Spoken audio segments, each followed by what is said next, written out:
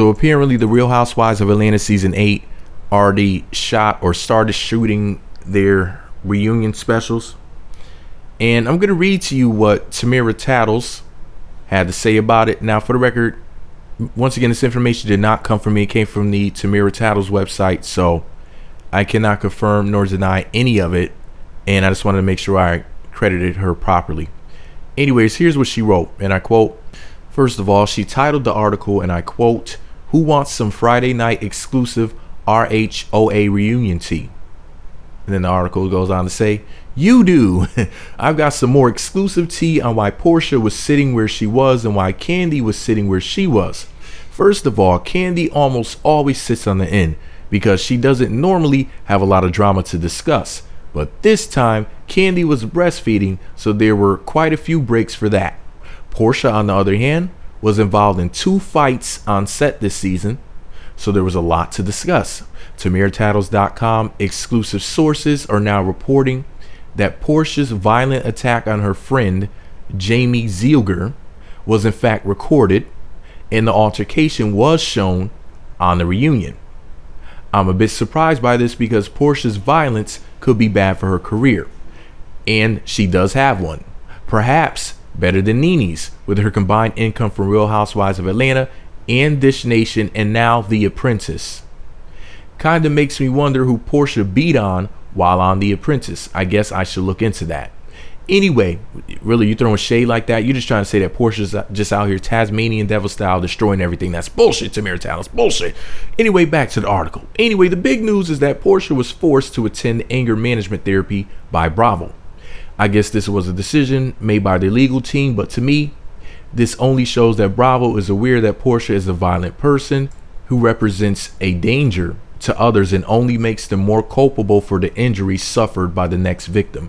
I expect that the contracts for next year will attempt to have the ladies sign away their rights to sue for damages from a violent thug.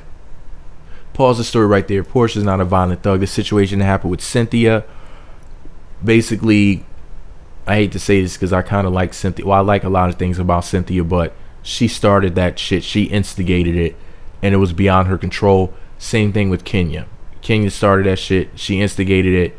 It was beyond Porsha's control in those 2 situations. As far as the other woman, Jami Zeilger, whatever her name is, I don't really know all of the details about that particular situation. I did make a video about it, talking about the information that was out there on social media. So let me know if you want a link to the story about her fighting with her friend, the Jami lady. Just say in the comment section, where's the video about Porsha fighting with her friend, and I'll hook you up with a link in the comment section.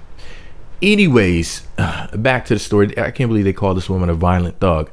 Anyways, they went on to say that would only protect Bravo and not Porsha, though. In other words, saying that Porsha could get sued if she has to defend herself again. Overall, I'm hearing that Bravo wants Nene back, and Nene has exhausted her 15 minutes of fame elsewhere, so she will be back. I don't think Kim Fields will be returning. Will Porsha? That is still up for debate. I would not be surprised if Sheree got that peach next season. Man, talk about the shade. Anyway, they're saying that Sheree might eat Porsha's peach. I'd eat Porsha's peach, all right. Anyways, did anyone else notice the lack of photos of Porsha with the other housewives after the reunion? I mean, I guess Phaedra would have taken one with her, but who else likes her? Well, it's funny you ask that question because Nene likes her.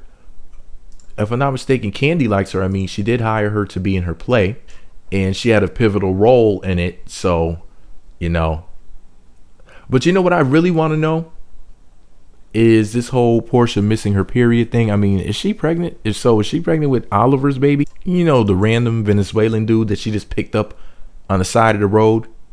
You know, what I want to know is this. How come every time Porsha is with a black dude, he has to be like some famous sports star or whatever, multi-millionaire worth $20 million or above, but she can just meet some random Venezuelan dude who she knows nothing about, and he's tapping that ass and she's tonguing him down on TV.